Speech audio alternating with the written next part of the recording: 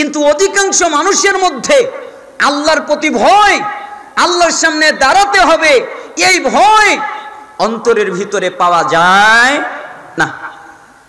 সাহাবীরা কিরকম ভয় করতেন? মায়েজ বিন মালিক, আপনারা তো সবাই জানেন, মুসলিমের হাদিস। মায়েজ বিন মালিক রাদিয়াল্লাহু আনহু একদিন আল্লাহ নবী সাল্লাল্লাহু আলাইহি সাল্লামের কাছে আসলেন। আসার পরে বললেন, হে আল্লাহর নবী, জি আপনি আমাকে পবিত্র করেন। পবিত্র করা মানে আপনি আমাকে হত্যা করেন, মৃত্যুদণ্ড দেন, আমার বিচার করেন, আমাকে পবিত্র করেন। যাও আল্লাহর কাছে মাপ চাও, আল্লাহ মাফ করে দিবে। মায়েজ বিন মালিক চলে যাচ্ছে, আবার ফিরে আসছে, আল্লাহর নবী জি আপনি আমাকে পবিত্র করেন। আরে যাও আল্লাহর কাছে মাপ চাও, আল্লাহ মাফ করে দিবে।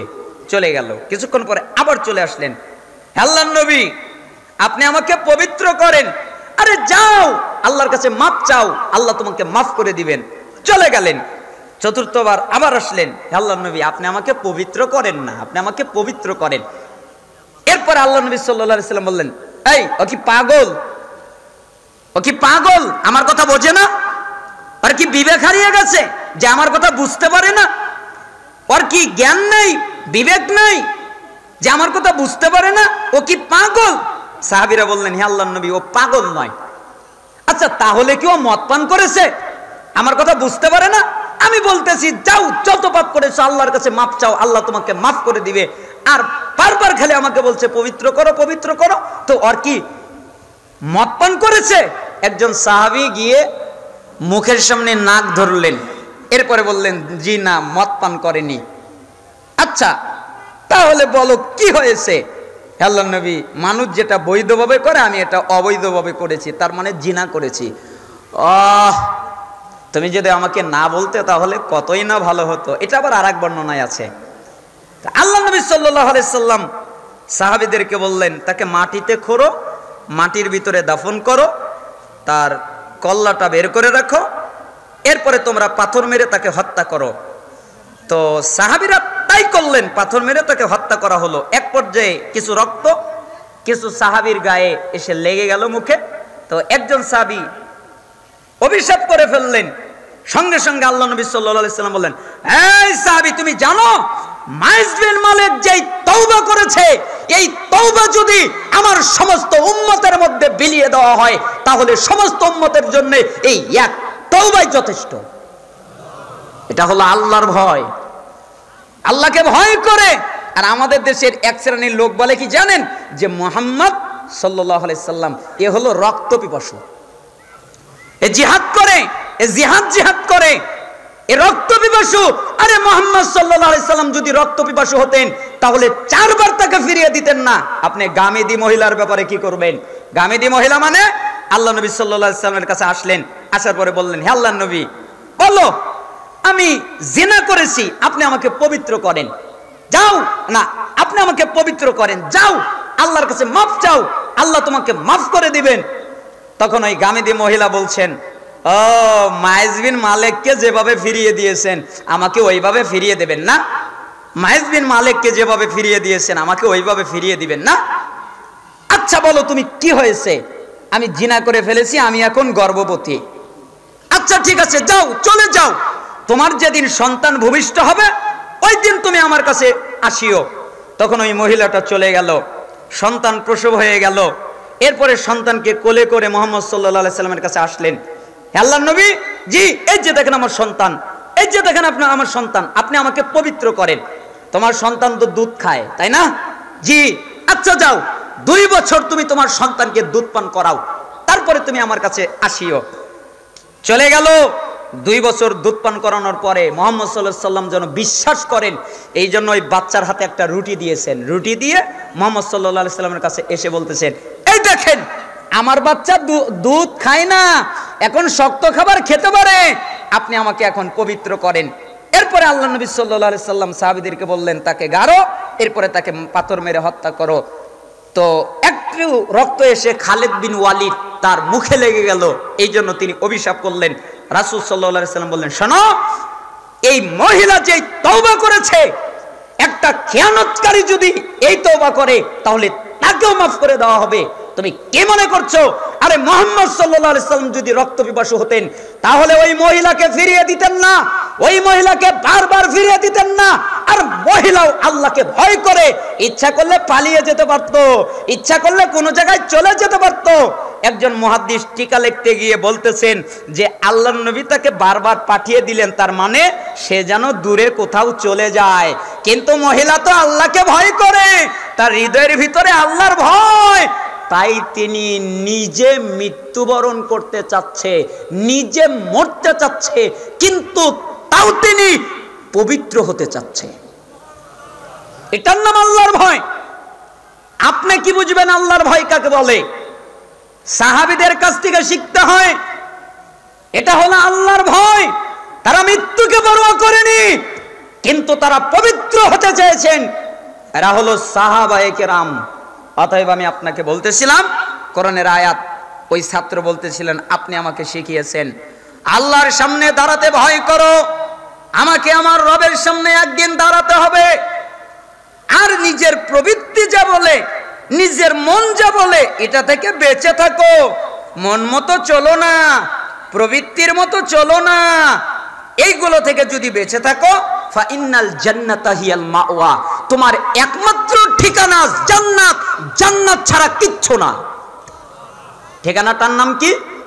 জান্নাত। কয়টা কাজ করলে? দুইটা কাজ।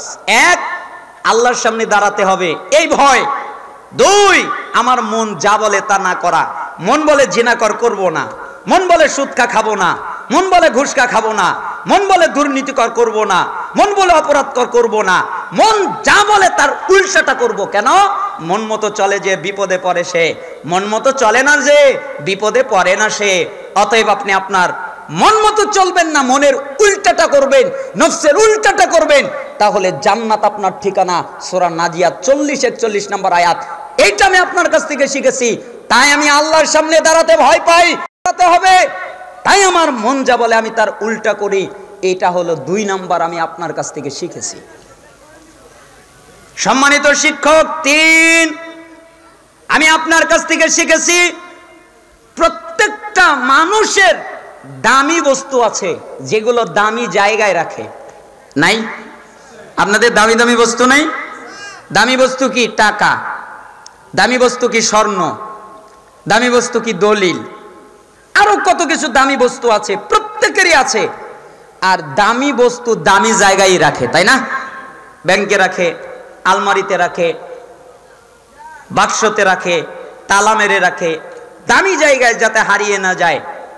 অতএব আপনি আমাকে শিখিয়েছেন, আল্লাহ তাআলা বলেছেন মা ইনদাকুম ইয়ানফাদু ওয়া মা ইনদাল্লাহি বাকিন, তোমাদের কাছে যা আছে তা শেষ হয়ে যাবে, তা নিঃশেষ হয়ে যাবে। আল্লাহর কাছে যা আছে তা ফুরাবে না। আমার কাছে যখন দামি জিনিস আসে তখন আমি আল্লাহর কাছে পাঠিয়ে দেই। কেন? আমি জানি সবচেয়ে দামি জায়গা আল্লাহর কাছে। অতএব আমার মালিকানায় যা আছে আমি ওটা আল্লাহর কাছে দিয়ে দেই। আমার মালিকানায় আসলে আমি ওটা কাকে দিয়ে দেই? আল্লাহকে দিয়ে দেই, আল্লাহর কাছে পাঠিয়ে দেই। তার মানে আমি তা দান করে দেই, আমি তা ব্যয় করে দেই। 4, আপনি আমাকে শিখিয়েছেন, হে সম্মানিত শিক্ষক, আমি সৃষ্টিজীবের প্রতি লক্ষ্য করে দেখলাম এরা নিজেকে আভিজাত্য মনে করে, এরা নিজেকে সম্মানিত মনে করে, এরা নিজেকে প্রশংসনীয় মনে করে, এরা মনে করে আমি নিজেই সম্মানিত, এরা মনে করে আমি নিজেই প্রশংসিত, এরা মনে করে আমি নিজেই আভিজাত্য, এটা তারা মনে করে। আপনি আমাকে শিখিয়েছেন, আল্লাহ তাআলা হুজুরাতে বলেছেন ইন্না আকরামাকুম ইনদাল্লাহি আতকাকুম, নিশ্চয়ই তোমাদের মধ্যে সবচেয়ে বেশি সম্মানিত, সবচেয়ে বেশি আভিজাত্য, সবচেয়ে বেশি মর্যাদাবান ওই ব্যক্তি যেই ব্যক্তি তাকওয়াবান। সবচেয়ে বেশি মর্যাদাবান কে? আমার কথা কি বুঝতে পারতেছেন? আজকে গরম আলোচনা নাই, বুঝবেন। সবচেয়ে বেশি মর্যাদাবান তাকওয়াবান। অতএব আমি তাকওয়া করি, আল্লাহকে ভয় করি। আপনি আমাকে শিখিয়েছেন, এটা আমি আপনার কাছ থেকে শিখেছি। 5, আমি সৃষ্টিজীবের প্রতি লক্ষ্য করে দেখলাম এরা একজন আরেকজনকে অভিশাপ দেয়, এরা একজন আরেকজনের উপরে দোষারোপ করে, এরা একজন আরেকজনকে নিয়ে হিংসা করে। আপনি বলেছেন, আল্লাহ তাআলা বলেছেন যার যার রিজিক তাকে বন্টন করে দেওয়া হয়েছে। এই জন্য আমি আপনার কাছ থেকে শিখেছি কারো প্রতি অভিশাপ করা যাবে না, কারো প্রতি দোষারোপ করা যাবে না, কারো প্রতি হিংসা রাখা যাবে না। তাই আমি কারো প্রতি অভিশাপ রাখি না, কারো প্রতি হিংসা রাখি না। আমি অভিশাপ থেকে বেঁচে থাকি, আমি দোষারোপ করা থেকে বেঁচে থাকি, আমি মানুষকে হিংসা করা থেকে বেঁচে থাকি। কেন? আমি তো আমাকে নিয়েই ব্যস্ত, আর আমি জানি যে আমারটাও খাবে না, ওরটা আমি খাবো না, আমার রিজিক আমি খাবো, ওর রিজিক ও খাবে, তা আমার হিংসা করে লাভ কি? এইটা আমি আপনার কাছ থেকে শিখেছি। দেখেছেন আদর্শ কি, ছাত্রে কি শিখেছে? 33 বছরের ইলেম মাত্র 8 কথাই দিচ্ছে। আমি আপনাদেরকে নসিহত করে যাচ্ছি, আমাকে আপনাদের প্রত্যেককে, আপনারা কখনো কারো মানহানি করবেন না, এটা সালাফদের বৈশিষ্ট্য। আপনারা কখনো কারো বিরুদ্ধে লাগবেন না, এটা সালাফদের বৈশিষ্ট্য নয়। আপনারা কারো বিরুদ্ধে লাগবেন না, কারো মানহানি করবেন না, সালাফদের বৈশিষ্ট্য এটা নয়। কারো মানহানি করা, কারো বিরুদ্ধে লাগা। কেন? আবু দারদা রাদিয়াল্লাহু আনহু বলেন, মিশকাতুল মাসাবিহের 5038 নম্বর হাদিস, আমি কি তোমাদেরকে বলবো না, আলা উখবিরুকুম বিআফদালা মিন দারাজাতিস সিয়ামি ওয়াস সাদাকাতি ওয়াস সালাহ, আমি কি তোমাদের বলবো না সালাতের চাইতে, যাকাতের চাইতে, সিয়ামের চাইতে, সালাতের চাইতে, সিয়ামের চাইতে, সাদাকার চাইতে বেশি নেকি কিসে হবে? আমি কি তোমাদের বলবো? তোমরা সালাত পড়ে যেই নেকি পাবে, তোমরা সাদাকা দিয়ে, যাকাত দিয়ে, সাদাকা দিয়ে যেই নেকি পাবে, তোমরা সিয়াম পালন করে যেই নেকি পাবে, এর চাইতে বেশি নেকি কিসে হবে? আমি কি তোমাদের বলবো না? সাহাবীরা বললেন, বালা, হ্যাঁ আপনি বলেন। তখন রাসূল সাল্লাল্লাহু আলাইহি সাল্লাম কয়েকটা কথা বললেন। এক, ইসলাহু যাতিল বাইন, দুইজনের মধ্যে মীমাংসা করে দেওয়া। যখন দেখবে দুজনের ভিতরে মারামারি লেগে গেছে, দুজনের ভিতরে গন্ডগোল লেগে গেছে, দুজনের ভিতরে শত্রুতা লেগে গেছে, তখন তোমরা দুজনকে মিল করে দেবে। ফাসাদু যাতিল বাইন, আর যেই ব্যক্তি দুজনের ভিতরে ঝগড়া লাগায়, দুজনের ভিতরে শত্রুতা লাগায়, দুজনের ভিতরে মনোমালিন্যতা লাগায়, হিয়াল হালিকা, ওরা হলো মুন্ডনকারী। মুন্ডনকারী মানে, জুবাইর রাদিয়াল্লাহু আনহু এই হাদিসের ব্যাখ্যা করতেছিলেন। তিনি বলেন, রাসূল সাল্লাল্লাহু আলাইহি ওয়াসাল্লাম বলেছেন, দাব্বা ইলাইকুম দাউল উমামি ক্বাবলাকুমুল হাসাদ ওয়াল বাগদাউ হিয়াল হালিকা, লা আকুলু তাহলিকুশ শার ওয়ালাকিন তাহলিকুদ দ্বীন। শোনো, বিগত উম্মতের মধ্যে যেই ব্যাধি, এই ব্যাধি তোমাদের মধ্যে বিস্তার লাভ করেছে। বিগত উম্মতের মধ্যে যেই ব্যাধি, এই ব্যাধি তোমাদের মধ্যে বিস্তার লাভ করেছে। বিগত উম্মতের যেই ব্যাধি, এটা তোমাদের মধ্যে ছড়িয়ে গেছে। বিগত উম্মতের ব্যাধি কি, তা কি তোমরা জানো? এটা হলো হিংসা, এটা হলো বিদ্বেষ। হিংসা করা, হিংসা করা, বিদ্বেষ করা, এটা হলো বিগত উম্মতের ব্যাধি। তোমরা এ কাজ করবে না, এটা হলো মুন্ডনকারী। লা আকুলু তাহলিকুশ শার ওয়ালাকিন তাহলিকুদ দ্বীন, আমি এই মুন্ডন দ্বারা দিনের, আমি এই মুন্ডন দ্বারা মাথা মুন্ডন করাকে বুঝাইনি, আমি এই মুন্ডন দ্বারা দিন মুন্ডন করাকে বুঝিয়েছি। অর্থাৎ যারা হিংসা বিদ্বেষ করে, এরা যেন দিন মুন্ডন করে ফেলে। তাহলে হিংসা বিদ্বেষ করা যাবে? আমি আমার কথা শেষ করতেছি। আমি সৃষ্টিজীবীর প্রতি লক্ষ্য করে দেখলাম, এরা একজনকে আরেকজনের উপরে বিদ্বেষ করে, একজন আরেকজনকে গাল দেয়, একজন আরেকজনের সাথে শত্রুতা করে। কিন্তু আল্লাহ তাআলা বলেছেন, আপনি আমাকে শিখিয়েছেন, ইন্নাশ শাইতানা লাকুম আদুউন ফাত্তাখিযুহু আদুওয়া, নিশ্চয়ই শয়তান তোমাদের প্রকাশ্য শত্রু। অতএব যদি শত্রু বানাতে হয়, তাহলে শয়তানকে শত্রু বানাও। আমরা শয়তানকে শত্রু বানাই। ৭, আমি সৃষ্টিজীবীর প্রতি লক্ষ্য করে দেখলাম এরা কামাই করে, হালালের তোয়াক্কা করে না, হারামের তোয়াক্কা করে না। অথচ আল্লাহ তাআলা বলেছেন যে রিজিকের প্রত্যেকটা প্রাণীর রিজিকের মালিক আল্লাহ। আল্লাহ সবাইকে রিজিক দেবেন, আর আমিও সেই প্রাণীদের অংশ। অতএব আমার কাজ আল্লাহর ইবাদত করা, আর আল্লাহর কাজ আমাকে রিজিক দেওয়া। আর আমি সৃষ্টিজীবীর প্রতি লক্ষ্য করে দেখলাম যে এরা প্রত্যেকেই একজন আর একজনের উপরে ভরসা করে। কিন্তু আমি আল্লাহকে বলতে শুনেছি, আপনি আমাকে শিখিয়েছেন ওমাই ইয়াতাওয়াক্কাল আলাল্লাহ ফাহুয়া হাসবুহু, যেই ব্যক্তি আল্লাহর উপরে ভরসা করে আল্লাহই তার জন্য যথেষ্ট। মনে থাকবেন 8টা কথা এক বাক্যে বলে আমি নেমে যাচ্ছি। 1, নেক আমলকে বন্ধু বানাবেন।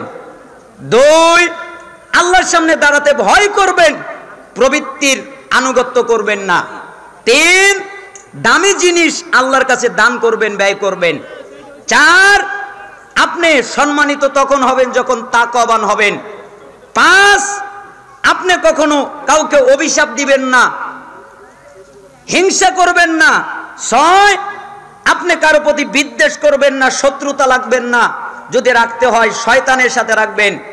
7, আপনি কখনো হারাম পথে ইনকাম করবেন না, রিজিকের মালিক আল্লাহ। একটি কথা বলে ফেলেছি, আসলে ওইভাবে বলাটা উচিত হয়নি। আল্লাহর নবী সাল্লাল্লাহু আলাইহি ওয়াসাল্লাম বলেছেন, কুল্লু বানি আদম খাত্তাউন, প্রত্যেকটা আদম সন্তান ভুলকারী। খায়রুল খাত্তাইন আত-তাওয়াবুন, আর এদের মধ্যে সবচেয়ে ভালো যে ভুল করার পরে ফিরে আসে, তওবা করে। মিশকাতের 2328 নম্বর হাদিস, রাসূল সাল্লাল্লাহু আলাইহি ওয়াসাল্লাম বলেন, আল্লাহর কসম, তোমরা যদি মানুষ জাতি ভুল না করতে তাহলে আমি আরেকটা জাতি তৈরি করতাম। কেন? তোমরা ভুল করো না তাই তোমাদের সরিয়ে দিতাম, আরেক জাতি তৈরি করতাম। কেন? ওরা ভুল করবে, আমার কাছে ক্ষমা চাইবে, আমি আল্লাহ ক্ষমা করে দিব। আপনি দেখেন তিরমিজির 1931 নম্বর হাদিস, রাসূল সাল্লাল্লাহু আলাইহি ওয়াসাল্লাম বলেন, কেউ যদি তার ভাইয়ের উপরে অপবাদ আসে, আঘাত আসে, আর যদি সেটাকে সে দাবিয়ে দেয়, গোপন রাখে, তাহলে আল্লাহ তাআলা এর মাধ্যমে কিয়ামতের দিন তার চেহারা থেকে জাহান্নামের আগুনকে সরিয়ে দিবেন। আমরা আহলুল হাদিস, আমরা সালাফি মানুষ। ব্যক্তিগতভাবে আমি হানাফি থেকে আহলে হাদিস হবা। আমি আহলুল হাদিস ঘরের সন্তান নয়। আমি যখন সহিহ আকীদায় এসেছি আমি দেখেছি আমার কোনো সাথী পাইনি যে আমাকে পরামর্শ দিবে, সহযোগিতা করবে। এখন অনেক আলেম ওলামা আমাকে পরামর্শ দিচ্ছেন, আলহামদুলিল্লাহ, আমি তাদের প্রশংসা করছি। আল্লাহ তাআলা তাদের কবুল করুন। তো আমি আহলুল হাদিসের বাহিরে এটা আমি দাবি করি না। আমি কেন আরেকজনের মতো হতে যাব যে মানহাজের উপরে থুতু দেয়? আমি তো তার মতো হতে চাচ্ছি না। না, আমি তো হানাফি থেকে আহলে হাদিস হয়েছি। আমি কেন আবার হানাফি হতে যাব? আমি যদি হানাফি হই তাহলে প্রকৃত হানাফি হব, জাল হানাফি হব কেন? আমি জানি কষ্ট কাকে বলে, আমি জানি নির্যাতন কাকে বলে, আমি জানি জুলুম কাকে বলে।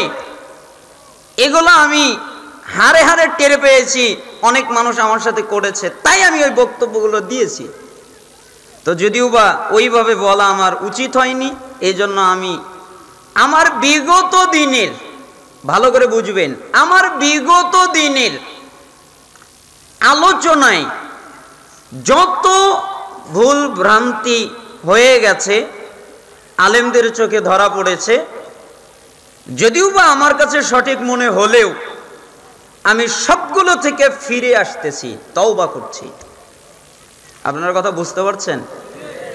আমি কিন্তু আর আগের ফতোয়ায় নাই, অনড় নাই, আমি ওগুলো থেকে ফিরে এসেছি। তো আপনারা মারামারি করবেন, আমাকে আহলে হাদিসের মানহাজ থেকে বের করে দিবেন, আমি এটা চাই না।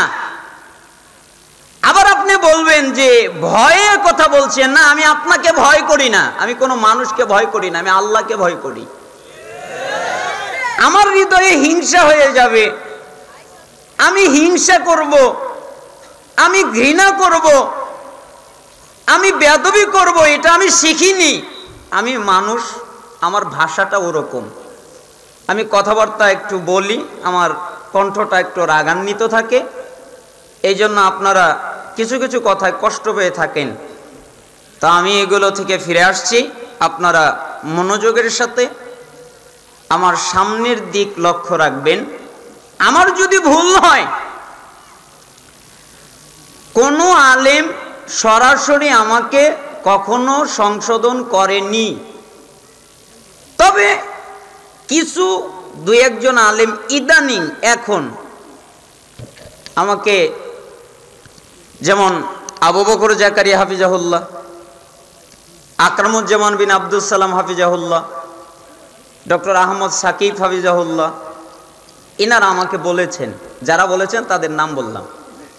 আরো অনেকভাবে অনেকেই পরামর্শ দিয়েছেন, আরো দিনী ভাইরা পরামর্শ দিয়েছেন, আমি তাদের জন্য মোবারকবাদ জানাই।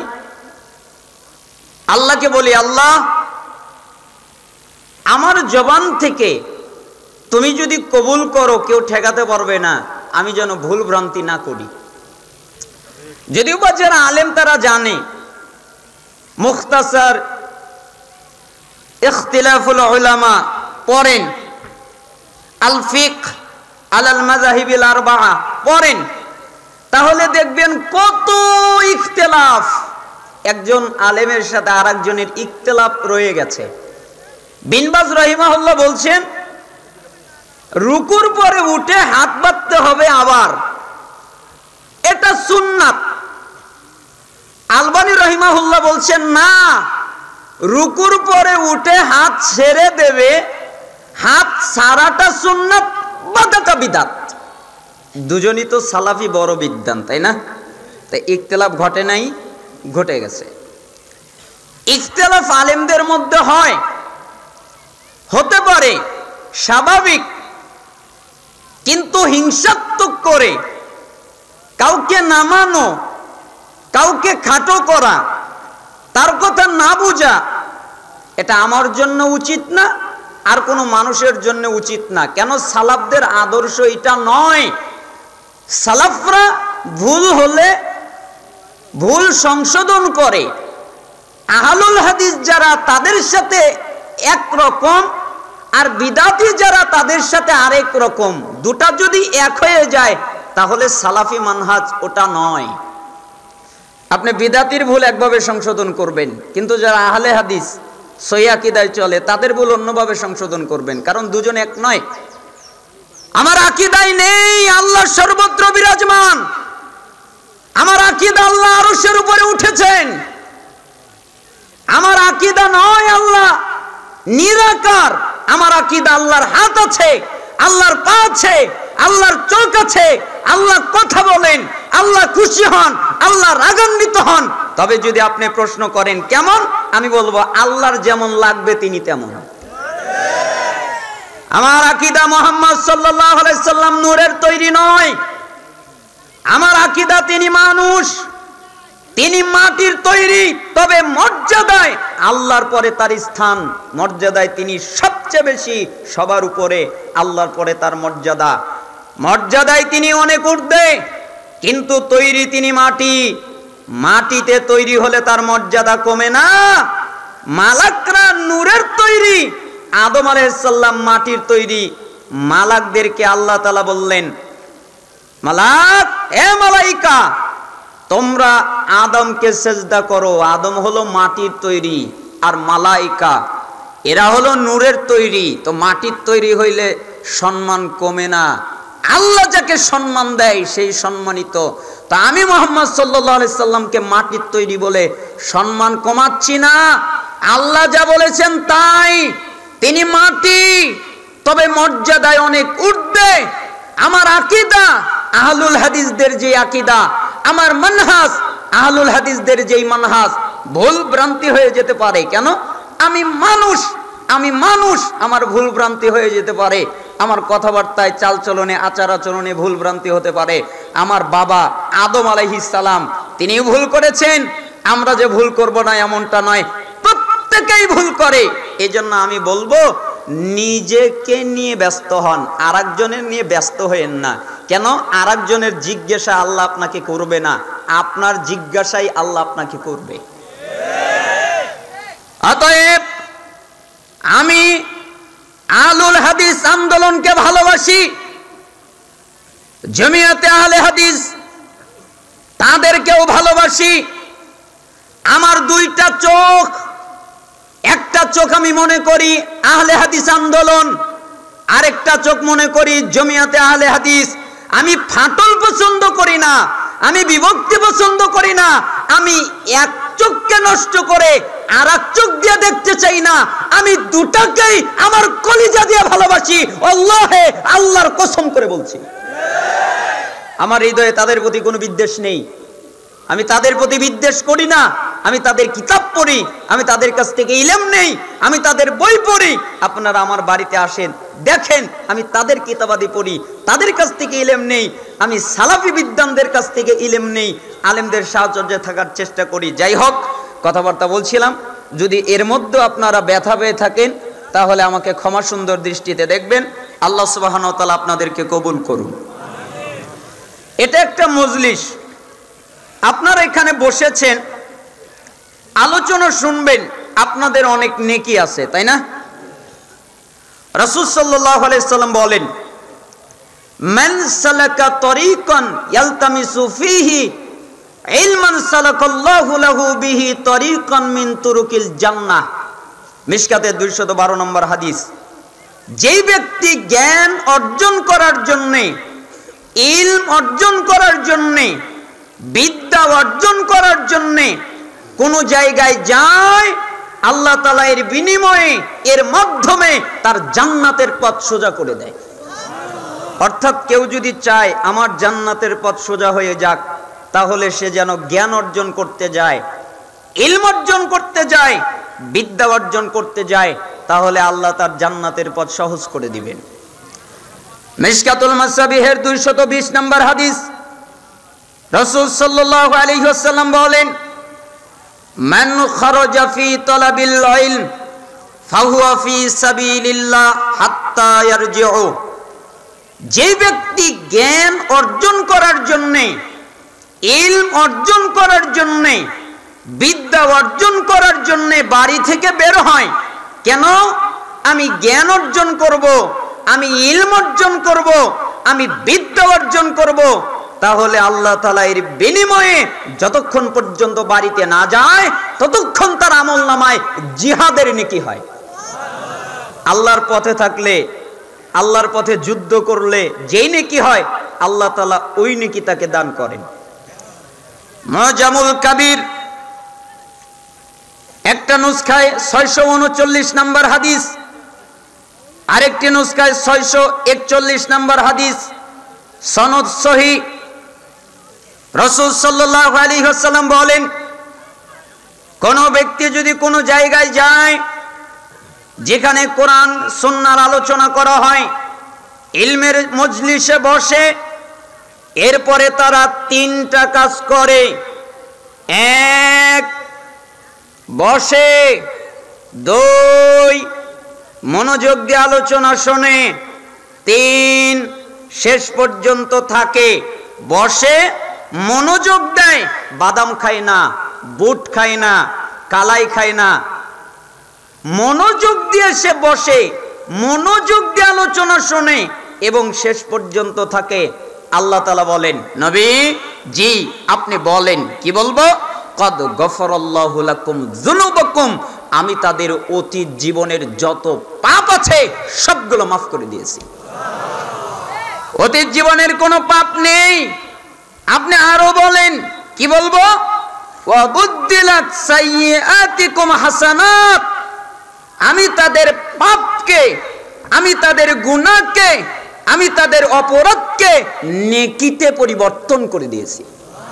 পাপ নেকি, ও সারা জীবন যত পাপ করেছে, যত অন্যায় করেছে, এখন যদি কোনো দ্বীনি মজলিসে ইখলাসের সাথে, আন্তরিকতার সাথে ইলম অর্জন করার জন্য বসে, তাহলে পূর্বের যত গুনাহ আছে আমি আল্লাহ মাফ করে দিব এবং তাদের সমস্ত গুনাহকে আমি আল্লাহ নেকি বানিয়ে দিব।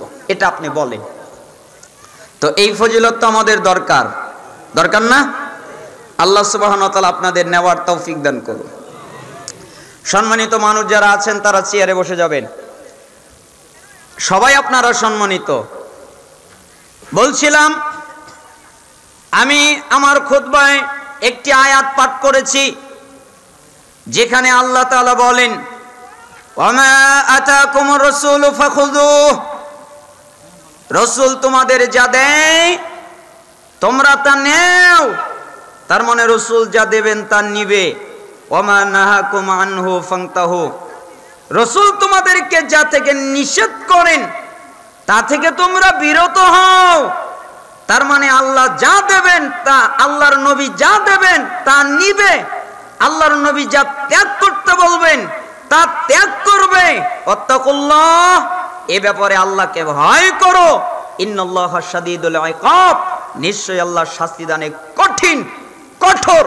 আল্লাহ শুধু দয়া করতে পারেন এমনটা নয়, আল্লাহ দয়া করতে পারেন, আল্লাহ মায়া করতে পারেন, আল্লাহ ক্ষমা করতে পারেন, আল্লাহ মাফ করে দিতে পারেন, তবে আল্লাহ শাস্তিও দিতে পারেন। আল্লাহর শাস্তি অনেক কঠিন, আল্লাহ কঠিন শাস্তিও দিতে পারেন। অতএব আল্লাহর শাস্তিকে ভয় করে আল্লাহর নবী যা বলে তা মানো, আল্লাহর নবী যা ত্যাগ করতে বলে তা ত্যাগ করো। তা আপনারা কি মানবেন?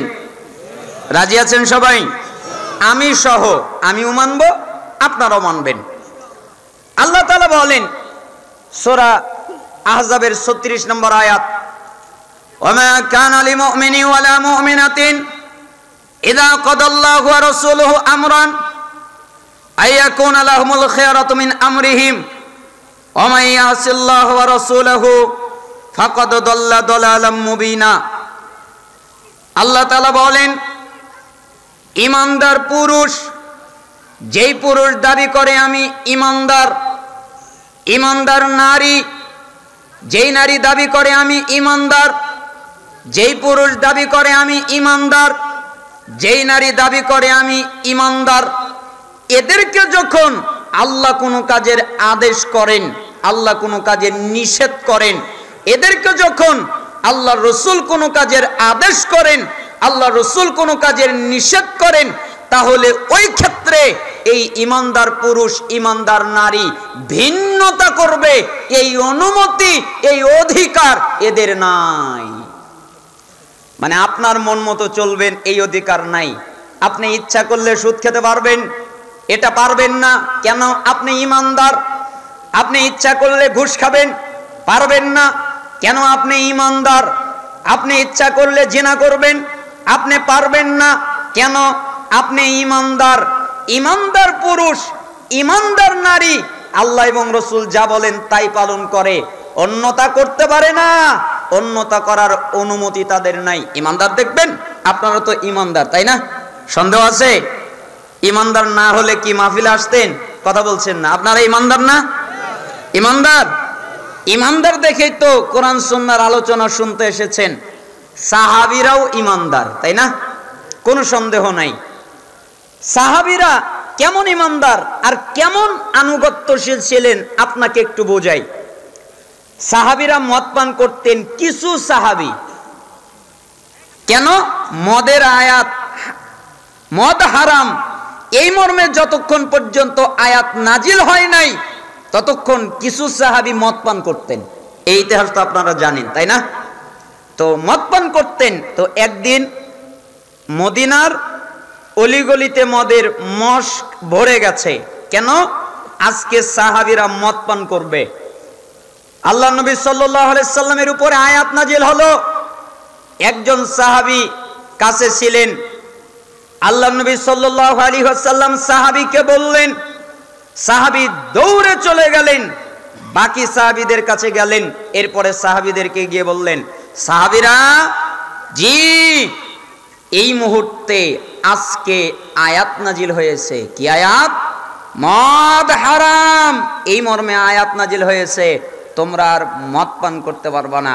সাহাবীরা কোনো কথা বলল না, সাহাবীরা বলল না আজকের দিন খাই, আজকের দিন পান করি, আর জীবনে পান করব না, এই কথা সাহাবীরা বলল না। ওই যে আমরা বলি, ভাই তুমি গান শোনো না, আজকের দিনটাই আমি গান শুনবো, আগামীকাল থেকে ভালো হয়ে যাব। ভাই তুমি নামাজ পড়ো, আগামীকাল থেকে ভালো হয়ে যাব, নামাজ পড়বো। ভাই তুমি দাড়ি রাখো, আগামীকাল থেকে দাড়ি রাখবো। ভাই তুমি এই কাজটা করো, আগামীকাল থেকে করব। এই জন্য ইমাম ইবনুল জাওজি রাহিমাহুল্লাহ বলতেন, আগামীকাল হলো শয়তানের ধোঁকা। শয়তান যেভাবে ধোঁকা দেয় তার মধ্যে একটা ধোঁকার নাম আগামীকাল। কেন? আগামীকাল ওর জীবনে কোনোদিন আসবে না। ও আজকে বলবে আগামীকাল, কালকে গিয়ে বলবে আগামীকাল, আগামীকাল গিয়ে বলবে আগামীকাল, 5 বছর পরে গিয়ে বলবে আগামীকাল, 10 বছর পরে গিয়ে বলবে আগামীকাল। কেন? যারা আগামীকাল বলে তাদের জীবনে আগামীকাল আসে না। এই জন্য সালাফরা বলতেন আলিয়াম, আজকের দিন, অতএব আমি যা করব আজকে। তো সাহাবীরা কোনো কথা বললেন না। তারা সাহাবীর কাছ থেকে ওই কথা শুনে তারা একটা লাঠি হাতে নিলেন, এরপরে মদের মশগুলোকে ভেঙে ফেললেন। অন্য বর্ণনায় এসেছে পাত্রগুলোকে উল্টিয়ে দিলেন, এরপরে পাত্রগুলো ভেঙে ফেললেন, সবগুলো ভেঙে ফেললেন।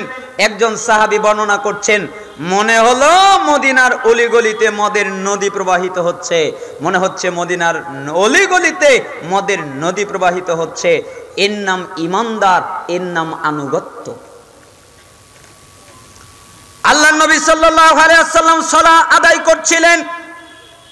সালাত আদায় করার সময়ে ফেরেশতা মালাক জিবরাইল আমিন আল্লাহর নবী সাল্লাল্লাহু আলাইহি ওয়াসাল্লামের কাছে আসলেন। এরপরে বললেন, হে আল্লাহর নবী, জি আপনার জুতায় ময়লা, আপনি জুতাটা খুলে ফেলেন, আপনার জুতায় আবর্জনা। আল্লাহ রাসূল সাল্লাল্লাহু আলাইহি সাল্লাম জুতা খুলে ফেললেন। সাহাবীরা এটা দেখে তারা তাদের সমস্ত জুতাগুলো খুলে ফেলে দিল। আল্লাহ নবী সাল্লাল্লাহু আলাইহি সাল্লামের সালাত শেষ। এরপরে সাহাবীদেরকে ফিরে আল্লাহ নবী বললেন, সাহাবীরা জি আমার উপরে, আমার কাছে জিবরাইল এসেছিল, আমাকে বলেছে আমার জুতায় ময়লা, তাই আমি জুতা খুলেছি। তোমাদের জুতায় তো ময়লা না, তাহলে তোমরা জুতাটা খুললে কেন? তখন জিবরাইল আমিন আমাকে বলেছিল তাই খুলেছি, তোমাদেরকে তো আর জিবরাইল বলে নাই, তাহলে তোমরা জুতা খুললে কেন?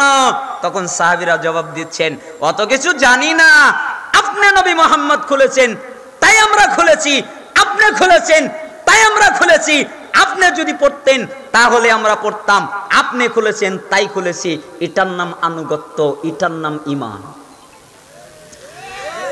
আল্লাহ তাআলা সূরা মুহাম্মাদের 33 নম্বর আয়াতে বলেন, ইয়া আইয়ুহাল্লাযীনা আমানু, হে ঈমানদারগণ, আতিউল্লাহ, আল্লাহর আনুগত্য করো, ওয়াতিউর রাসূল, এবং তার রাসূলের আনুগত্য করো, ওয়ালা তুবতিলু আমালাকুম, এমনটা না করে তোমাদের আমল বাতিল করো না। তার মানে আল্লাহ এবং রাসূলের আনুগত্যের 19-20 হলে আমল বাতিল হয়ে যাবে। তোমরা তোমাদের আমলকে বাতিল করো না, তোমরা তোমাদের আমলকে বরবাদ করো না। আমরা এই আয়াত বুঝতে পারি নাই, সাহাবীরা এই আয়াত ঠিকই বুঝেছেন। আব্দুল্লাহ বিন মাসউদ রাদিয়াল্লাহু আনহু একদিন মসজিদে প্রবেশ করতেছিলেন, তো আল্লাহ নবী সাল্লাল্লাহু আলাইহি ওয়াসাল্লাম সাহাবীদেরকে বললেন, সাহাবীরা দাঁড়িয়ে ছিল তাই সাহাবীদেরকে বললেন, সাহাবীরা জি তোমরা বসে যাও। সমস্ত সাহাবীরা বসে গেলেন। আব্দুল্লাহ বিন মাসউদ রাদিয়াল্লাহু আনহু চৌকাটে পা রাখবেন, এটা হলো চৌকাট, আর উপরে হলো পা, এখনো পা চৌকাটে রাখেননি, উপরে পা। যখন আল্লাহ নবী সাল্লাল্লাহু আলাইহি সাল্লাম বলেছেন তোমরা বসে যাও, তখন আব্দুল্লাহ বিন মাসউদ রাদিয়াল্লাহু আনহু চৌকাটে আর পা রাখেনি, তার পাটা সরিয়ে বাহিরে তিনি পা রেখে চৌকাটের বাহিরেই বসে গেছেন। কোথায় বসে গেছেন? বাহিরে, আর ভিতরে যাইনি। আর এক বর্ণনায় এসেছে, আচ্ছা 8টা যদি ছাত্র বলে শিক্ষকের মাথা ঠিক থাকবে? রেগে গেছেন আর বলছেন, বলো কি তুমি, তোমাকে আমি পড়াচ্ছি 33 বছর ধরে, 33 বছরে মাত্র 8টা শিখেছো, আর কিছু শেখোনি? হে আমার সম্মানিত শিক্ষক, আপনি আমাকে মিথ্যা কথা বলা শেখাননি, আপনি আমাকে মিথ্যা বলতে শেখাননি, আপনি আমাকে সত্য বলা শিখিয়েছেন। অতএব আমি মিথ্যা বলতে পারবো না, আমি সত্য কথা বলবো। আমি আপনার কাছ থেকে মাত্র 8টা জিনিসই শিখেছি। কয়টা জিনিস? 8টা। জীবন পরিবর্তন করা কথা, 8টা কথা জীবন পরিবর্তন করা কথা। তখন শিক্ষক এক পর্যায়ে গিয়ে ছাত্রকে বললেন, আচ্ছা ঠিক আছে, তাহলে তুমি যে 8টা জিনিস শিখলে, কি কি শিখলে বলো তো?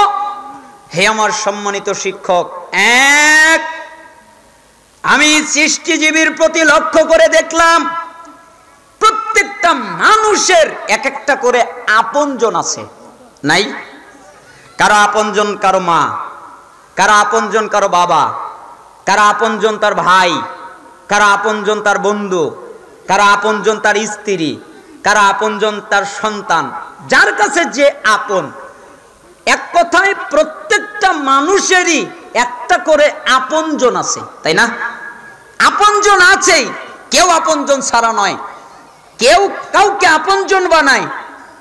ওস্তাদ, শিক্ষক, সম্মানিত শিক্ষক, আমি সৃষ্টিজীবীর প্রতি লক্ষ্য করে দেখলাম এরা যখন মারা যায়, এরা যখন মরে যায়, তখন এদের কবর এদের সাথে কেউ যায় না, ওই আপনজন এদের সাথে কবরে যায় না, একাকী কবরে যায়, একাই তাকে দাফন করা হয়, একাই মৃত্যুবরণ করে, একাই তাকে মাটিতে রাখা হয়, কেউ তার সাথে যায় না, তার কোনো আপনজন তার সাথে যায় না। ওস্তাদ, আমি লক্ষ্য করে দেখলাম প্রত্যেকের আপনজন আছে, আপনজন তার সাথে যায় না। তাই আমি পৃথিবীর কোনো মানুষকে আপনজন বানাইনি, আমি আপনজন বানিয়েছি নেক আমলকে। কেন? আমি জানি কেউ যদি আমার সাথে না যায়, নেক আমল আমার সাথে আমার কবরে যাবে। তাই আমি নেক আমলকে বন্ধু বানিয়েছি, নেক আমলকে আপনজন বানিয়েছি। কথাটা কি, তাই না? শিক্ষক এই এক কথাই কেঁদে দিয়েছে, মানে আর দ্বিতীয় কথা বলতে হয়নি। তার 2 চোখ দিয়ে টস টস করে পানি পড়তেছে। তুমি আমাকে কি বললে? তুমি যে প্রথম কথাটা বললে এটাই তো আমি আটকে গেছি। তুমি আমাকে কি বললে? আসলে তো আপনজন তার সাথে কবরে যায় না। মানুষ এই আপনজনের জন্য কত কিছু করে, কত কাজ করে, কত দুর্নীতি করে, কত অন্যায় করে, কত অশ্লীলতা করে, কত অপরাধ করে, কিন্তু এই আপনজন তার সাথে কবরে যায় না।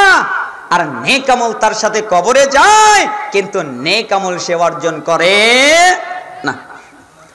2, আমি সৃষ্টিজীবীর প্রতি লক্ষ্য করে দেখলাম আপনি আমাকে